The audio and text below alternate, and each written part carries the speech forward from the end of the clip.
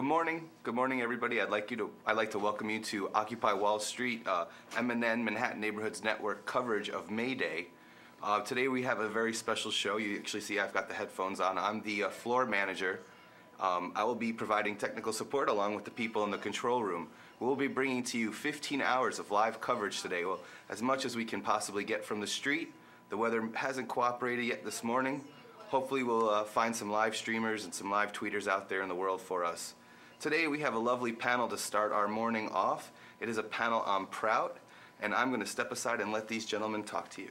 Thank you. Thank you, Rod. Thank you. Good morning.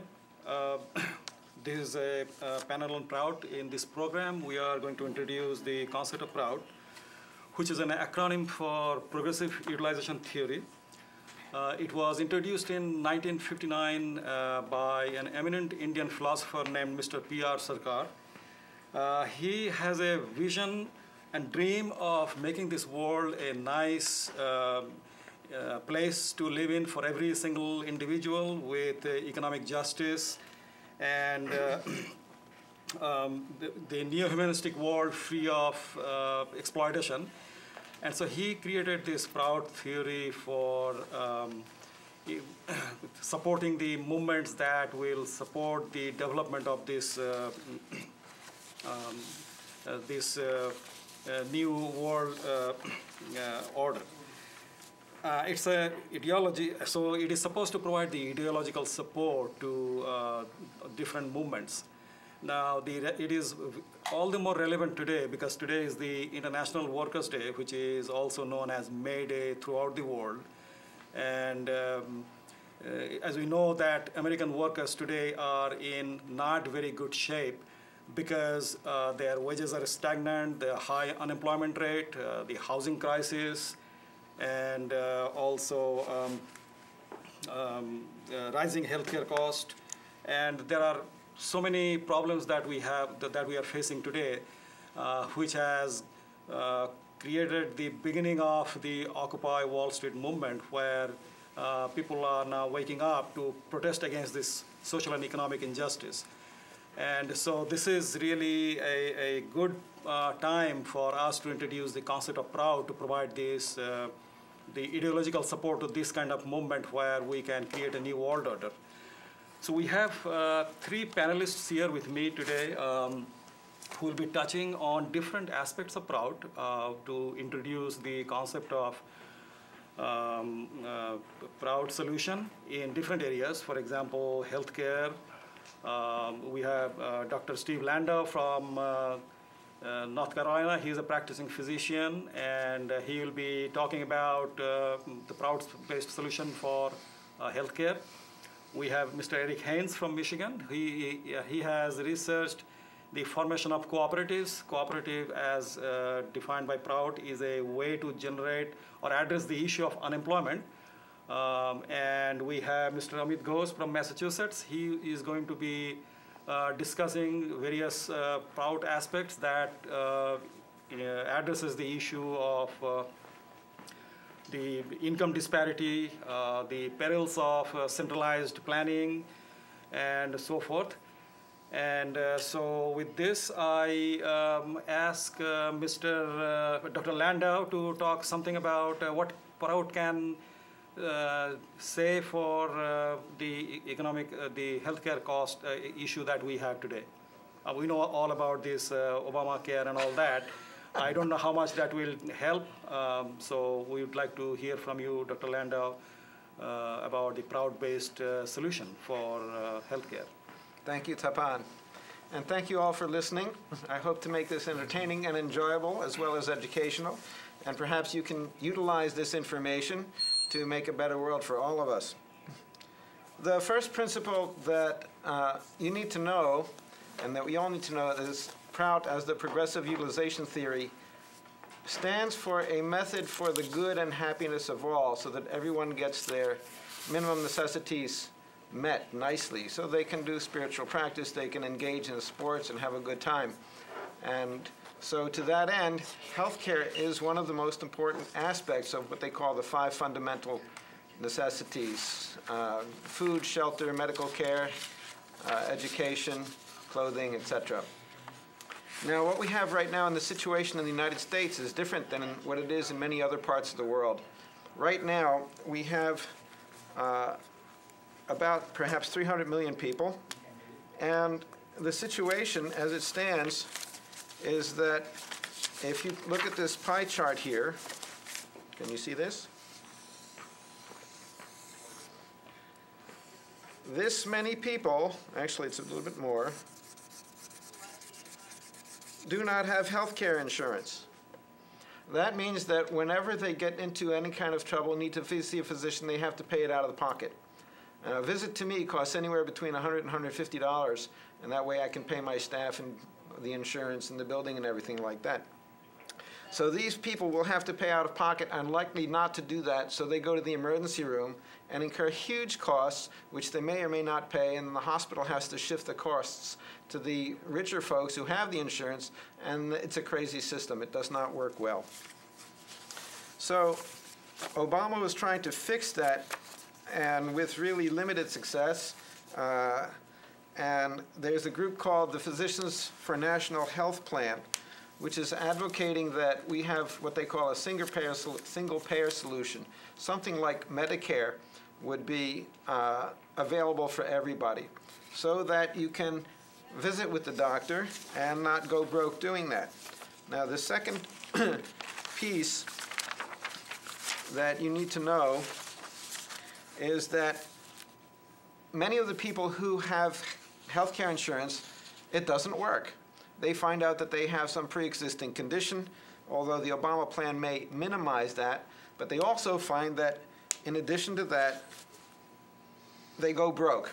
And so, again, we have, if we draw a picture of the number of bankruptcies going on in the United States, how many would you guess? Tapan or Amit or Eric? How many of these do you think are actually caused by people going broke, going to the hospital? What would you guess? 60%. It's actually correct.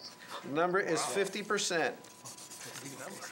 So of all of the people going bankrupt, losing their houses, who are just completely becoming destitute, 50% are going to pay me. Now, I have enough money to subsist, so I really don't need all of those 50%. But obviously, the healthcare system does because it's broke. So now I'm going to explain why and how the healthcare system is broke. What we have is a system currently in this country, and it's not present in Canada, it's not present where my son lives in Brussels, it's not present in Italy, although we can talk about what it takes to keep a country solvent, and we have to keep solvency part of that picture, is that if this is your healthcare dollar, I like these circle graphs. Do you like the circle graphs? How much of this healthcare dollar do you think goes to pay, let's say, insurance companies, and how much goes to pay the doctors, nurses, and the drugs, and the hospitals, etc.? What's your guess, guys? For anybody from the audience, you can shout. We'll hear you. 40%. 40% to what? Insurance. Insurance? And actually is 30%. 30%.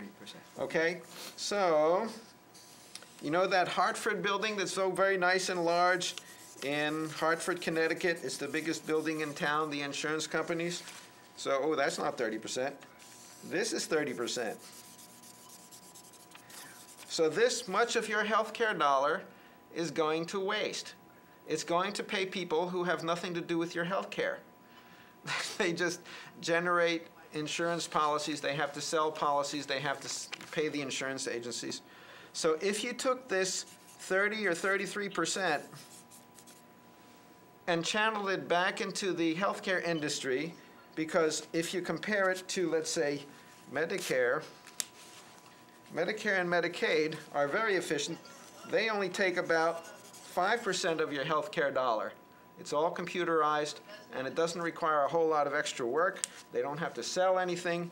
So if you took this, let's say 25% that's left, and plow it back into the healthcare industry, what do you think would happen to the number of people who are no longer insured? guys. Everybody will get the insurance. Everybody will get insured. Everybody will have their total health care covered. There won't be any bankruptcies, right? Because everybody is covered. And that would be it. And there would be no additional expenditure.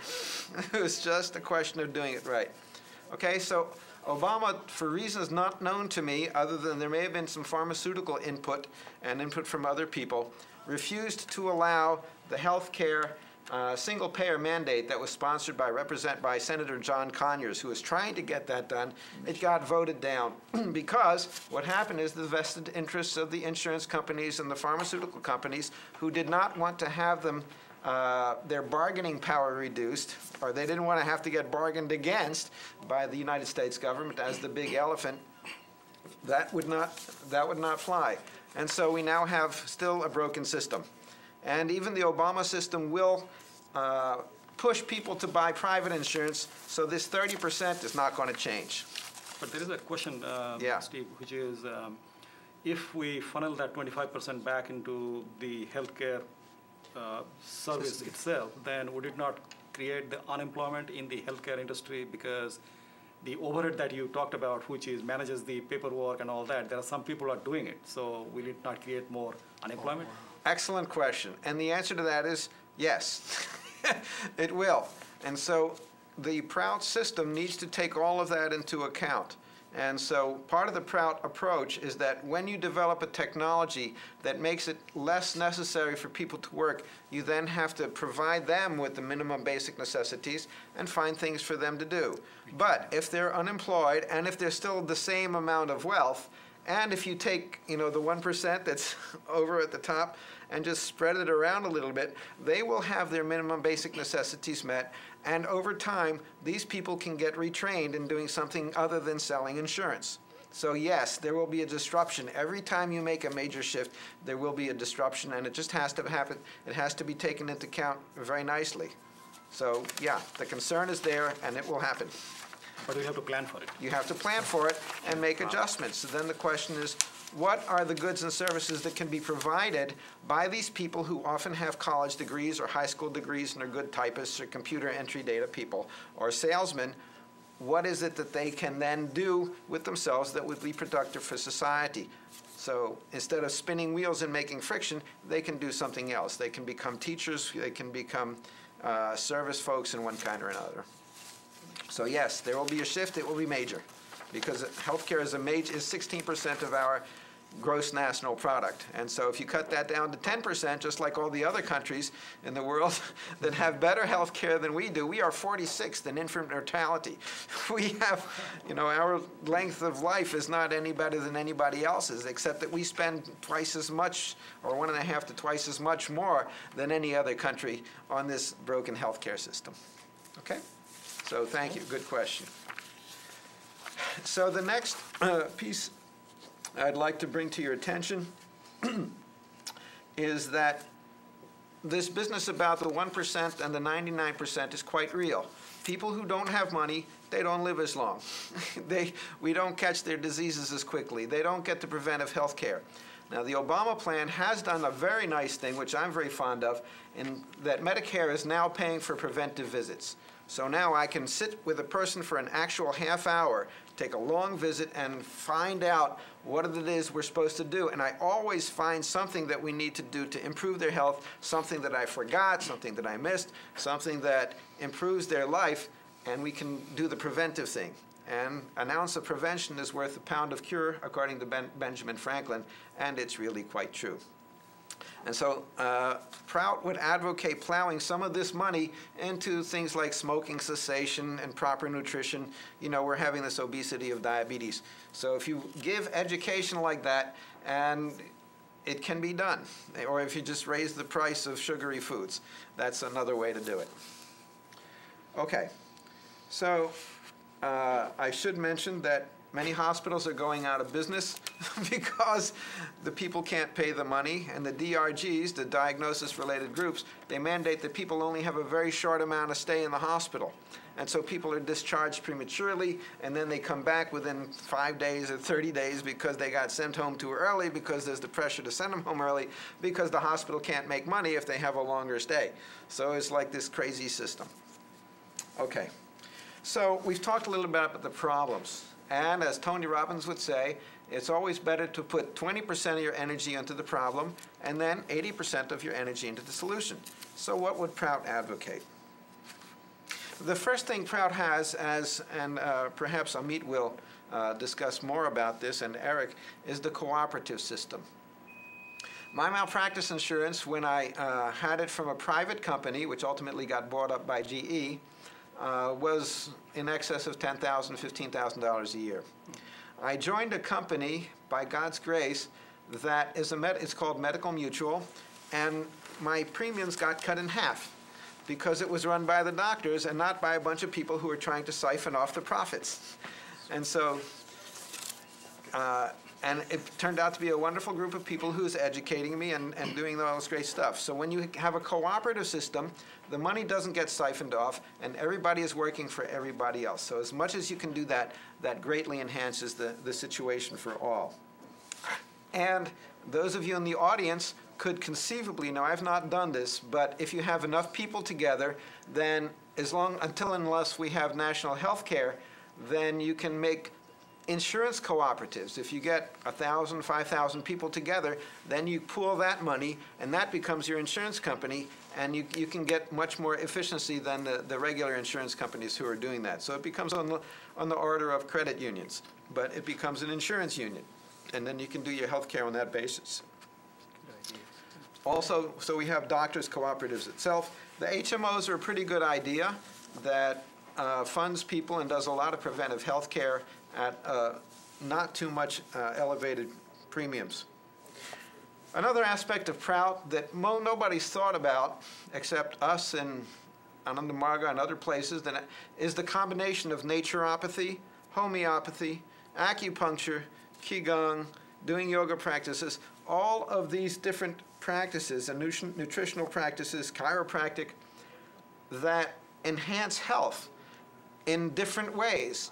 So as a medical doctor, my primary thing is, my position is to push pills. People expect that. But it turns out that so many other things can be cured without the pills. You can fix carpal tunnel to some extent by using a splint. You can fix constipation by doing a few exercises or changing your food. Diabetes can be cured just by changing your diet. Heart disease can be reversed, as Dean Ornish showed, by using a raw foods or a vegetarian diet and doing yoga practices and doing exercise and having a support group. It's better than drugs. It's better than surgery. Medicare is just now beginning to pay for it. And so all of these combinations, the naturopathic approach, chiropractic does relieve pain for people with back pain and shoulder problems and elsewhere. So we need to incorporate all of those into the healthcare system so people get their maximum benefit. So that's the next piece about PROUT. Yoga practices, and the assembled group here is all practicing yoga in one way or another, has been found to help with asthma, it helps with migraines, it helps with back pain, it helps with anxiety, it helps with depression, the meditation practices, and everything. So people can be taught these practices, and when they do that, their health will improve. Now, just to let you know, Canada and other places and Brussels are doing this national health care practices. They do it in a variety of ways. All that's really needed is the will to provide for everybody and then figure out a system. There are many systems that work. The English system works. They have their national health plan. And so finally, the last piece is that part of the approach of PROUT is to generate a system by which everybody has the purchasing capacity to purchase whatever private insurance, because not everybody's going to want to be part of the national health care system. Some people want to see their private practitioner. So everybody needs to have an income sufficient to have the purchasing capacity to get their own insurance or to pay their own practitioner, so that everybody isn't put in a single box of a single type of health care. And so to talk about that, that way of ensuring that everyone has that purchasing capacity, I'll turn it over to the rest of you guys. So yeah, this is a good segue into what Amit is going to cover.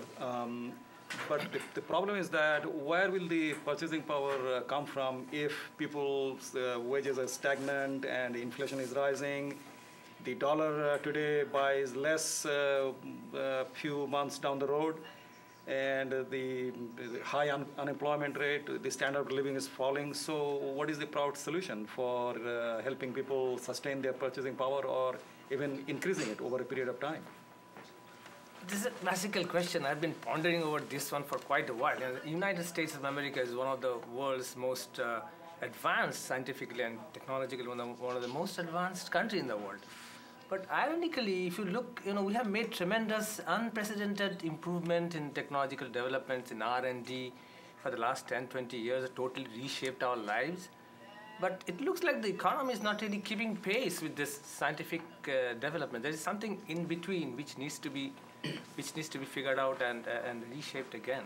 For example, look at the scenario. We have around 9 to 10% of average unemployment in this country. There are 14 million people who are below the poverty line.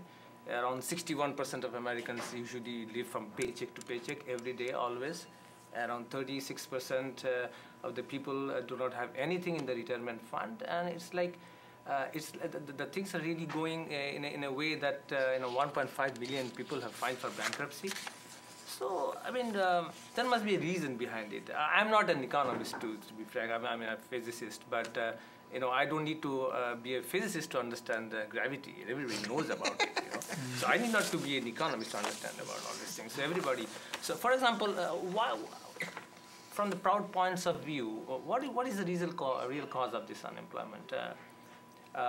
Interestingly, this country is consumer-based. We spend around 50 to 60% of the U.S. economy is consumer-based. If you add in government money, it's around 70%, a very large number. Now, you guys must have heard about the concept of supply and demand. Supply. What do you mean by consumer-based? I don't understand. We consume. We consume most of the things. The economy is rolling by, but the consuming. We are spending money. We are buying things, and somebody's producing. So I'm coming to that. There are two aspects of it. There's one is called supply, and another is called demand. They're like the two wings of an aircraft. For the aircraft to balance, you need to have the supply and demand more or less same. Otherwise, eventually the plane will crash. Now, what is the source of supply? The source of supply is productivity. And what is the source of demand? Is the wages or your purchasing capacity. Now, through the technological innovations and progress in science, the productivity goes higher and higher over the years. Now, if proportionately, if your wages rise, then you have more capacity to buy. That means there is demand and you buy. So supply is equal to demand. If that is an idealized situation, then the economy is more or less balanced. But if you look at it, since 1970, the average in terms of today's dollars, the minimum wage around 1970 was $8 per hour. And look at after 40 years, the average wage is around the same number. So what is happening? In one way, due to the science and technology, the productivity is increasing, so the supply is increasing. But the dollar value, the money, the purchasing capacity of the people, because of the wage is not raising, so that is falling down. So the scale is like this. So in one way, what should you do? The government might say, oh, okay, we don't want to increase the salary because that will cause inflation. But on the other hand, you are not raising the salary of an average person, but look at the pay of the CEOs. In 1950s, 60s, the ratio of the pay of a CEO and the top executive of any company versus a normal worker was 30:1. And look at the ratio right now. It's 3 to 500:1. So in one way, you are saying that, we won't give money, more money. So what is happening? So productivity is increasing in one way, but the supply and the demand is not raising because there is no purchasing power. So there is overproduction. So there is a layoff. So there is layoff going all over the place, and there is a salary cut. So the government says, well, okay, let's do something like this. Let's instead of paying money, increasing the salary or paying more wages, let's lure more people to take borrow money, so that they borrow money at less interest. The government prints money, the interest rate goes down, people are lured to go and borrow, they borrow, and things start up. But the level of this, the difference is already growing so fast that they cannot cope up simply by loaning. So the government itself again starts taking loan. So government borrows, borrows. So on the left-hand side you have supply, and the right-hand side you have a demand plus government borrowing plus consumer borrowing. So now things starts to be okay, things are coming all right, companies are starting to make profits, but at the end of the day, the fruits of this productivity is not really going into the hand of the people. It is again coming back into the hands of few, into big businesses or into 1%. So basically the profit, instead of going back to the people, it's again going back to the originator, that is the businesses. So, Amit, there is one other point of dimension to this problem, which is the speculators from the Wall Street. So from the industrial perspective, the Wall Street speculators, they buy shares. So it used to be 40, 50 years ago, people were investing. But with this advent of internet and the ready access to information, now people buy stock for few hours they keep an eye on the screen to see how the ticker price is moving, and then they sell it in a few minutes. And so it has become a speculation, and so they put pressure on the corporations to increase profits. And the fastest way for the corporation to increase profit is to cut cost, which is to cut salaries, lay off employees, because other source of improving profit is to, for example, invest in R&D, invest in capital equipments, but those take time. So for the CEOs to make some quick turnaround, it is much easier to control the cost and thereby increase the profit, which jacks up the share price, and obviously then they get bonuses based on that. So here one select group of people, because of the power that they have, they control the industrial structure, and so they manage it in a way that benefits them rather than benefiting the society in general. So that is, so from the industrial perspective, that is another angle. Absolutely. If you want to make profit, where would you send your jobs to? Because of the progress in science, about at least a million jobs has been lost from this country and will never return. It has gone outsourced to some other country. What is the cost of making a garment here? Go and make a garment right somewhere in China, it's less than $1. Somewhere in Cambodia, then 12 cents per hour. That's the price. Can you compete with them? It's impossible. So when you outsource the job, you have to be careful about the people here. That's where PROUT comes in. Basically, the approach of PROUT is something like, as we call, right now the whole economy is centered or oriented towards making profit. But PROUT says, no, instead of a competition or a profit-oriented economy, let's have a policy of cooperation, policy of collaboration, so that the economy is in the hands of the people. You empower the people rather than empowering the loan system, the credit system. For example, the student's loan, the $1 trillion loan from the students. Imagine what my son will come up from college to with a debt in their shoulders. Right. Am I going to pass the debt to them? So this is a problem with this kind of economy. For the 150 years, we had, two economies basically. One is the economy is owned by the state or public, the communism, and we have the economy over here, which is called the market economy, which is the money is controlled by private enterprises or individual ownership. So PROUT is basically taking these two concepts and saying, hey, there are too many negatives in both of them. So let's have a policy, let's have a system, economic empowerment, and give more rights and more power to the people, to the workers. How would PROUT do that specifically? In what way would that power be shifted to the people? For example, the local communities should be given enough power to make economic decisions that directly impacts their lives. Oh, okay. So, for example, let's say a hypothetical situation. You have Walmarts. Okay, let's say if every Walmart is owned by the 51% of the shares of the Walmart are owned by the local people. Okay. Let's say something that's a fictitious number. Right. Imagine that the whole system, the whole thinking pattern of who the money where the profit ultimately goes to, or whether there is profit, or can can I have a minimum guarantee that will my quality of life improve if I work here? That isn't going to happen unless it is my company, unless it is your, if you are directly taking part in the company itself, if it is your company. Right now you're working for somebody else, and the whole system is like that. But when it comes to the ownership of a group of people, they run their own system. They manage the whole system like a cooperative. That is where the... Okay, now what would be the PROUT approach to the wealth disparity that we're seeing right now? This 1%, 99%. What would be the Proutistic economic approach to that? How would they address that? See, there cannot be some magic that can happen in you know, we have to transition from what we have right now to a moderate policy that maximizes our benefits maximum number of the people. We have to look into budget deficits. We have to look into the tax structure.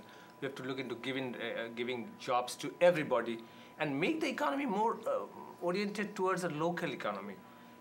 If economic problems can easily be understood, you know, if you're closer to the source. If you're closer to the source where the economic problem generally arises. If you have 60% of unemployment in this state and 5% of unemployment in that state, then there is something different in the resource. Maybe there's a resource difference in terms of intellectual resource, or it could be a resource in terms of geographical or any other resource. So in PROUT, what the concept is, you have to utilize your own local resources to the maximum. The surplus that you have, then you can use it for the benefit of your neighboring, you know, environment. It's a very scientific approach towards economics, community development, as well as environment. So you wouldn't have a lot of import-export if in that situation? That's a very good question. Right now, if I can make something, why should I import? The problem is I'm importing each and everything from some other country. It's not a bad thing, but it is actually killing the jobs of this country. So if I can basically minimize this import, if I can make it on my own, let me make it on my own. Let me take the fruits of my productivity and working from what I can do. And this should be basically moving from, applied to every part on the world, you know, so that the wealth is rationally distributed rather than getting concentrated in the hands of few right now as what is happening. A few people enjoying the, you know, previously it was 80-20, 20% of the people controls 80% of the wealth. It looks like it's worse now. I mean, 1% of the people controlling 99% of people's economic freedom and fate. So economic democracy would basically look into strengthening the cooperative sector, giving independence to women. And the third thing is economic decentralization, which means basically the local Before people. you jump into that, there's one example I wanted to give. There was a community in Ohio where they used to make bicycles for a major retailers. And the retailer put pressure on the manufacturer to ship the manufacturing to some other country outside to make it cheaper so that they can increase their profit. So the PROUT's principle of localized economy, local employment, that is something that will really create address the issue of unemployment, which today, the issue that we have today is that this globalization is not working in the sense that if you go into globalization to enhance your profit, then essentially you're not taking care of the local community. Absolutely. Although you are taking advantage of the local infrastructure that the government provides, but you are shipping the job overseas to increase your profit and taking away purchasing power of the local community, and you're also expecting that they'll be able to buy your product. It's a vicious cycle that we need to really get out of. Does that have anything to do with colonialization and the fact that we have all of these inputs into other countries of an economic basis and destabilize other countries by buying their oil and utilizing it here, whereas we could be just utilizing our own resources? Do you think that has anything to do with We can always utilize our own resources. There's a huge monopoly in this country. I mean, in many countries which are profit-oriented. The moment you become everything is profit, then you have to monopolize. That's the way you grow. Profit grows by monopolizing. So if you are talking about oil, we don't have any dearth of oil over here. I have not seen that we don't have oil in this country. We do have oil. Yeah, it costs money to drill them, but we have to find alternative sources. There are.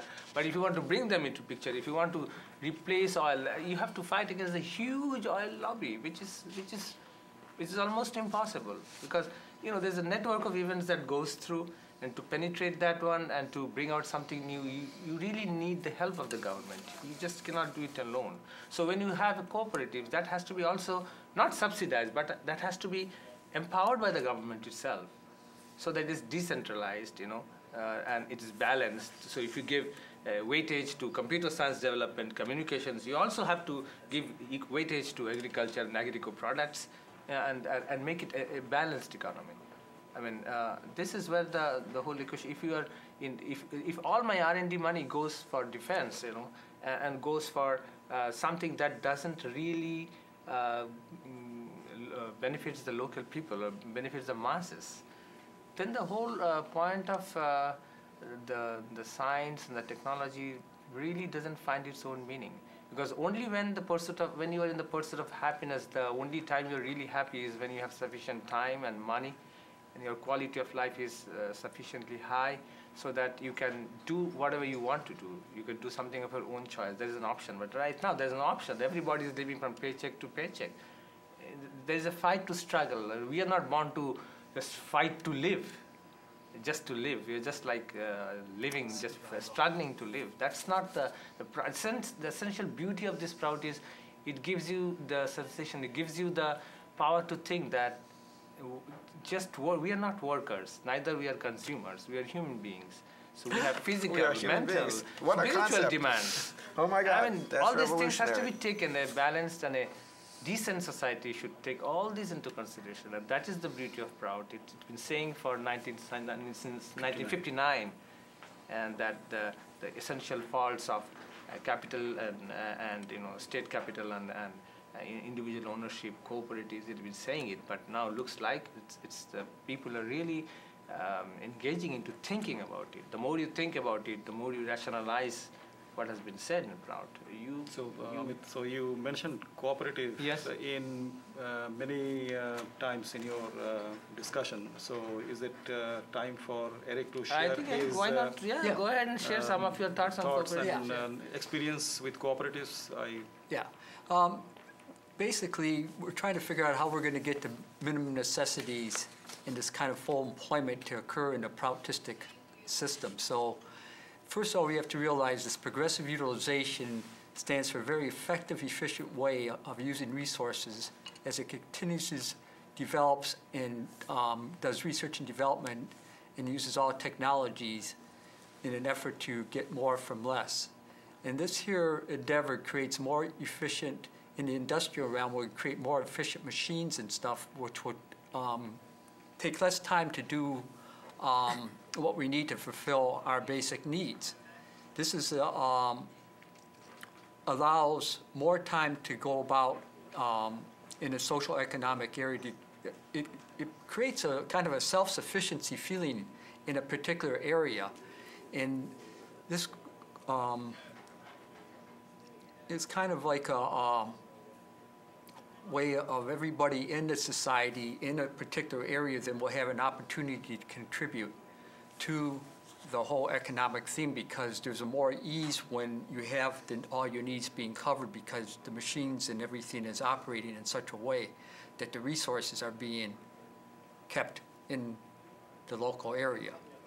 So it really brings about a different way of looking at stuff. And the reason this can really work is that in the present system, when we have people able to scoop off large amounts of money from the like the social wealth, and it's not really utilized in any way that is really benefiting, recirculating back and re-benefiting the people in the locale, it creates this kind of this larger disparity. And the PROUTist principles are basically there to make sure everybody has a better, better chance for a better life. And so, in that kind of idea, the PROUT has a three-tiered industrial structure that keeps everything in place in order for the to keep the wealth more evenly distributed. And the first of this tier is the key industries, which are energy that takes materials and energies and puts them into a form that the large cooperative manufacturers can use. And these are usually, this is run by the government, the local government. It's not for profit, it's not for loss. And a lot of people might be turned off by government, but the FAA has shown that they have a real good ability to keep real safe air flight, but their budget's pretty high. But recently they have introduced a more accountability in the economic realm, and I've actually seen large contracts being suspended because of being too expensive and unable to really meet up to the standard that the FAA want, which had never really occurred before from the lower members giving feedback and stuff. So, a cooperative environment is the second tier, and the second tier of is the manufacturers tier, which is for large and medium size. And these cooperatives take the raw materials and put it into usable form. Of course, when you belong to a cooperative, it's the members own and operate the thing. They have a chance to vote on decisions. It also naturally disperses the economic wealth among that company's profits more evenly among all its members. And this ability to keep a close connection between the income, per capita income increase of the individuals in an area that has done better. So as it increases up, it would directly reflect back into the national wealth side. And this never occurs in a capitalist society because the wealth is never distributed that evenly. So there's a direct reflection between the two. Individual income and where you actually are increasing more, and also one that's in relationship to the national wealth. So this really empowers, it brings a sustained economic power into the hands of the local people who have a better idea of how to utilize the resources more efficiently, as opposed to having somebody else decide it and not use it effectively because they're removed from the real circumstance. Eric, can you give me that? I could not understand how this, you have a cooperative system, people vote, they have this shared experience, and even in my office, my staff and we all get together and make decisions collectively, even though I pay the bill. But we've agreed on that. But how does this system of, if you have local cooperatives doing most of the income generation and most of the distribution and most of the production, how does that affect the national level in terms of the wealth? Well, of course. I think that when you put, this is actually, we're trying to jump in a different part of my talk, but I'm willing to jump into it. That's no problem. See, what happens is that when you give so much power to people locally to control their economic destiny, that the natural thing is, can you imagine if you're in an environment where you know that if you become more productive, you see the standard of living increasing for yourself and for everybody else around you? It's totally different. You have a different outlook on the world immediately. You feel much more responsible, connected on every sphere what's happening into your community, just naturally from that reality. So with that in mind, what happens, we're not even talking about sustained economy. PROUT is such a format of economics that it moves what we call into self-sufficiency. Where self-sufficiency means that not only are you able to sustain your economy, you're going to now begin developing almost all the products that you need in order to take care of all your necessities. Because there's this internal drive to always make it better in your area, and it's reflected in the increase in your standard of living. So, of course, if this is happening, if this is the environment PROUT creates with this three-tiered structure, what's going to naturally happen is that everybody's going to start creating cooperatives, because that's the natural condition that will drive people forward to develop these self-sustaining So this goes into even a big part of the motivation for individuals, because you're moving out of a profit motivation to this idea that you're constantly able to increase the standard of living. So can I add something Continuously. to that, Yeah. which is the cooperative today, I think there is a little bit of perception, because when we think about co-op, we think about some natural food store and stuff like that. Yeah. But that concept can always be translated into the anything. industrial structure of the absolutely. economy, where some scientists can put together a plan on producing some advanced equipment, make sure they get the funding, and then they can run it in a cooperative manner, and the profits can be shared among the employees. And if individuals' standard of living and purchasing power improves, then that translates into better standard of living, I mean, nationally. National, yeah. So it's like a ripple, Okay, or, I got it. ripple Yeah. effect. See, for example, let's take the example of the world's very, very successful cooperatives.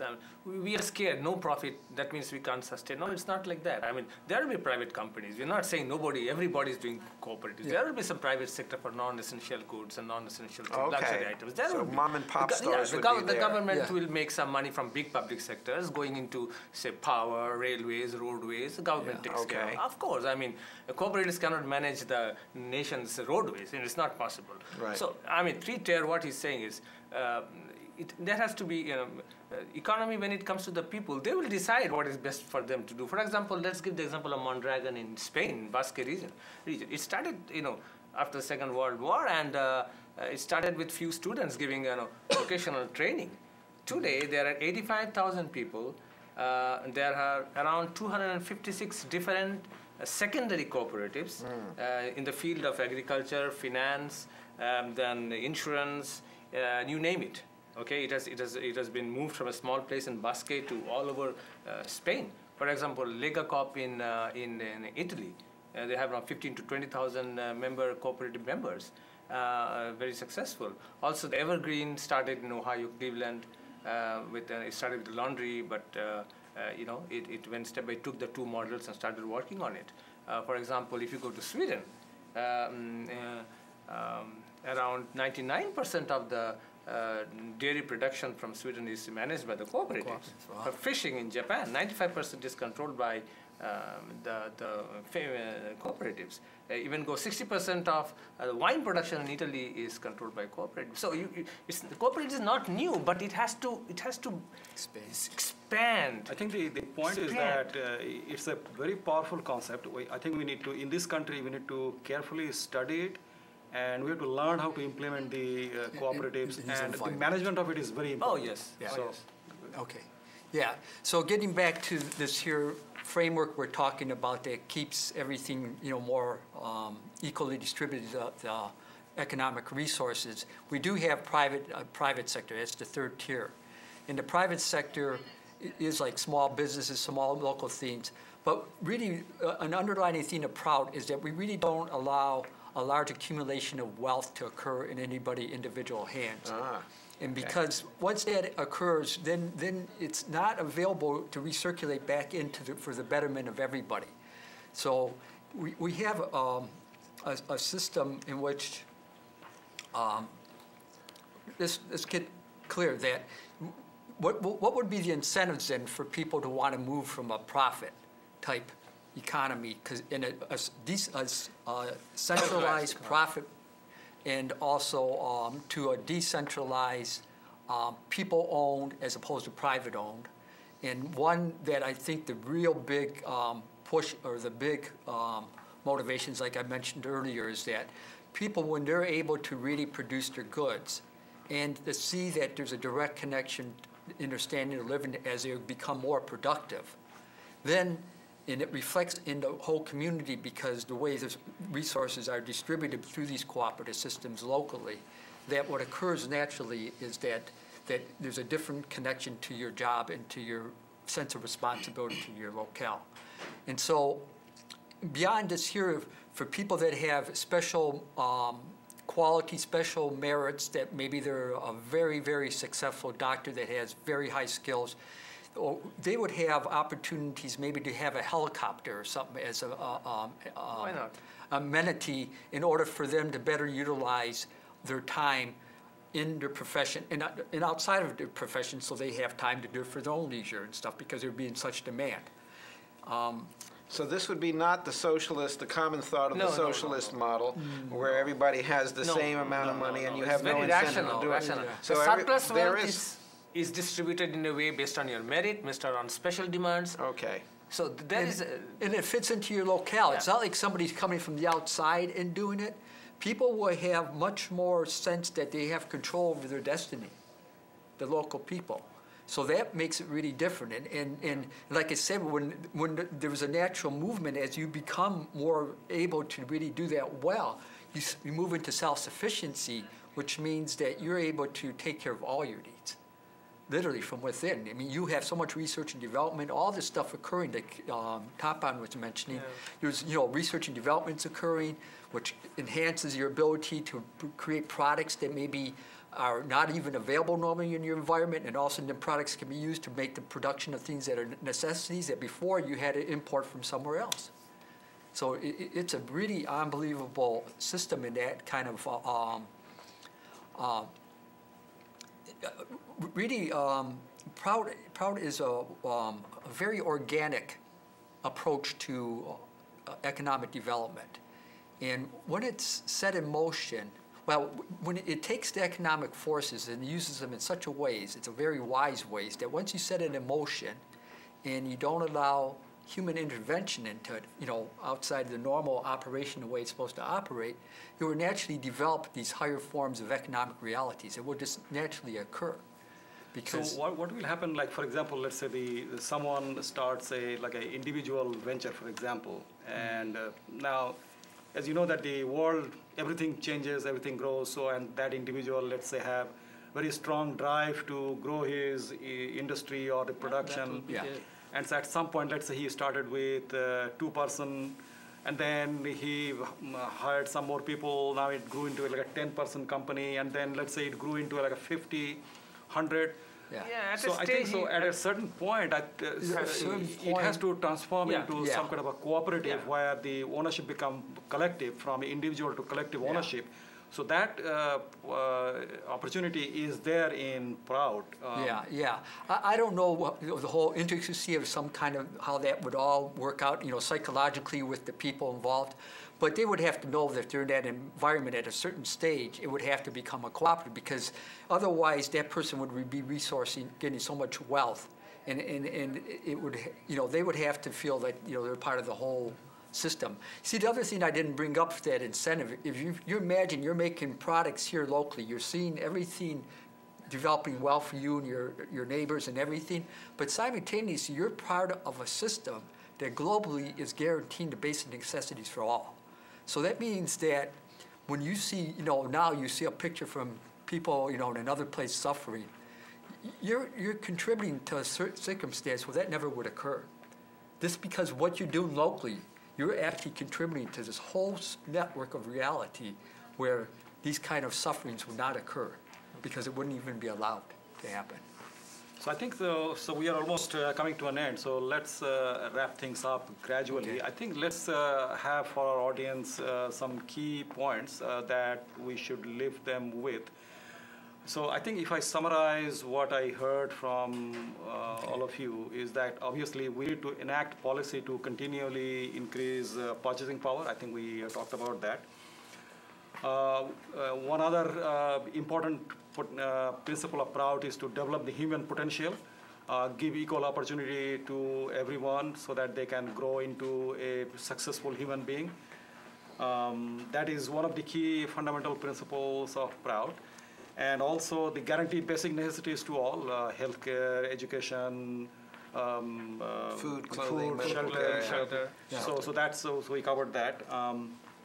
Guaranteed employment for all, which can definitely be done through our three-tiered industrial structure. One of the points that I wanted to cover at this point was that there is a negative connotation to government running an industry. But what PROUT actually says is that government owns, but it does not manage. It has to be managed by a board of directors.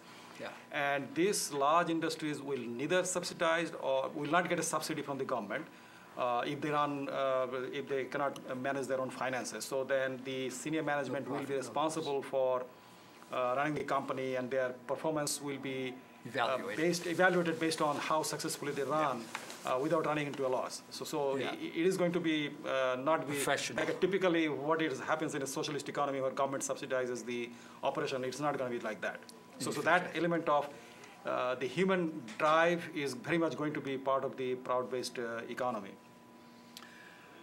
One of the other things that I wanted to mention here is to our audience is that today there are many other groups and organizations who have somewhat similar ideas like PROUT.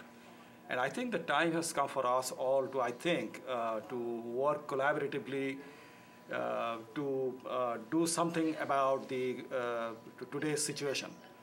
For example, we should participate in the local election to influence the election of our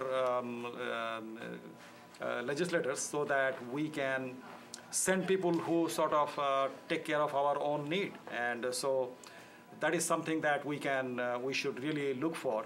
And so our contact information is going to be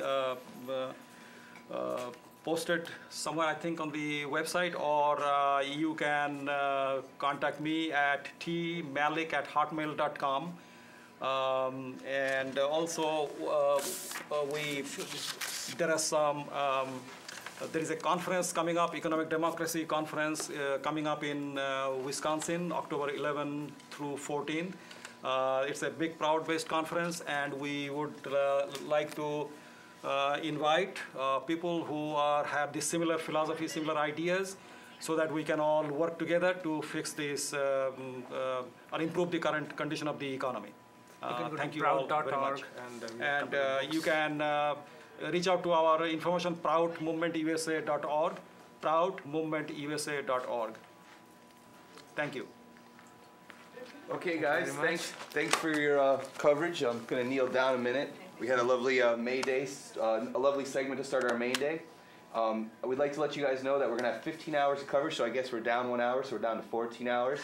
We're going to be using some live streams, some Google Plus, hopefully, some Twitter, and we're going to be cutting to some of our MNN PSAs. We'll see you guys in a few minutes. Please join us after the break. Thanks very much for tuning in. Thank you. Thank you. Thank you very much.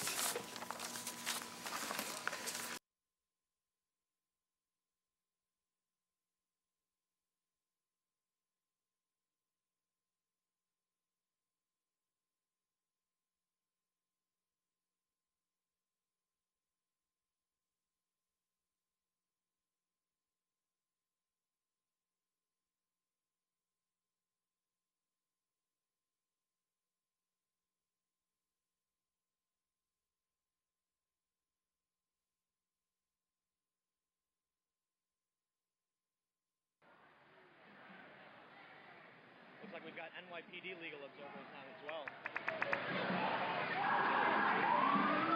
NYPD legal observers here, it seems.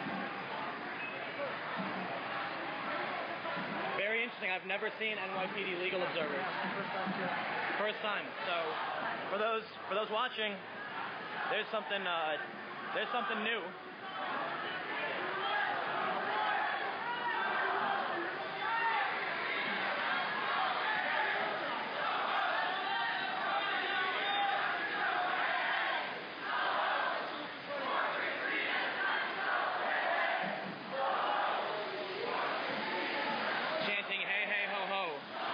Greed has got to go.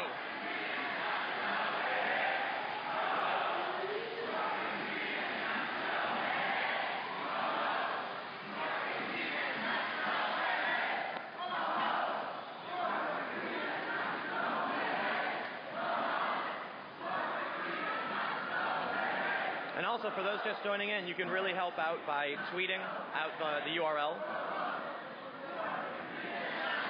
or posting on Facebook. Put the word out.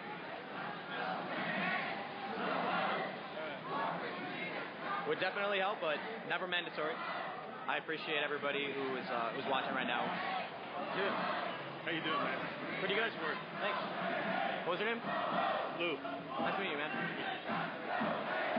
Do you see the NYPD legal observers? I was at the announcement. No, I haven't seen them. Yesterday I was at the announcement. We were getting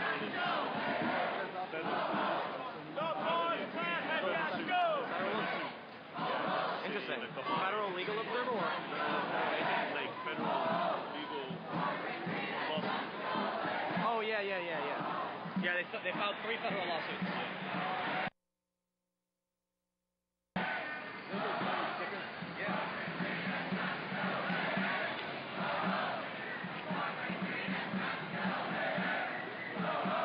Hey, Lucky. Hey, did you see the NYPD legal observers? No, yeah. Never seen that before. No, me neither. Maybe it's a new thing. How you doing? Pretty good. Yeah. It's getting intense. We're into our second hour. I mean, all this fun. Or it's been 2 hours. Why, as well as the Secret Service. Why? Like, why today all of a sudden? Yeah, I've never seen it before. Maybe they realized that the NLG, as legal observers, I like your battle models. I am prepared. I've got. By the way, your intuition was right last night on that story. I challenged you. Well done. The raids? Yeah, Gawker. It wasn't my intuition. Yeah. You know, regardless of whether or not a report is biased, you let everyone know you've got a biased report. Biased, I don't mind. I just hope you confirm they got Well, social media can only get confirmed by so much. Yeah. But Gawker, I got to interviewed a lot of people. Yeah, they got some real questions.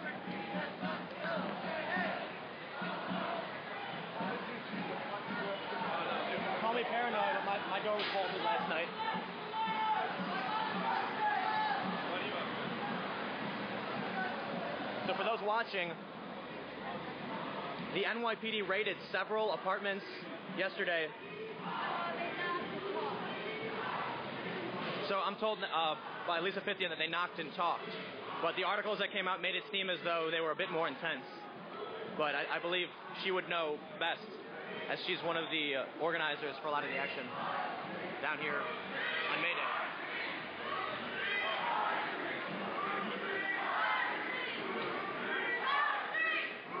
I gotta say, when you get the trolls interested in the stream, that's when you know you've got a significant event happening.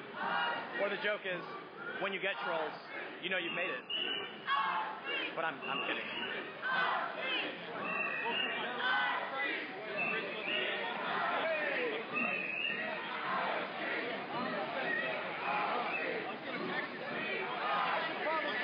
a.m.